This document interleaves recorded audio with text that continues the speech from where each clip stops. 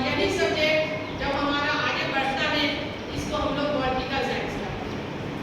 जब तुम लोग इंटर में जाओगे तो इसे तुम लोग पॉलिटिकल साइंस के नाम से जानोगे, ठीक है। हमारा 9th और 10th में तुम्हारे पास जो बुक होगा उसमें लिखा होगा भारत का संविधान, ठीक है। हम लोग आज पढ़ाई करेंगे भारत के संविधान जो हमारा सिविक्स का बुक है उसका, और उसमें हम लोग देखेंगे कि हमारा लोकतंत्र क्या है, ठीक है। हम लोग इस चैप्टर को देखेंगे लोकतंत्र क्या है।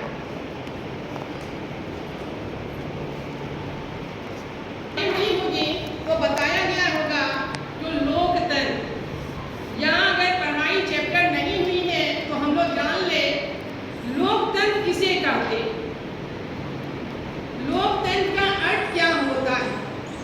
लोकतंत्र तुम लोगों ने नाम सुना होगा अमेरिका के भूतपूर्व राष्ट्रपति अब्राहम लिंकन का।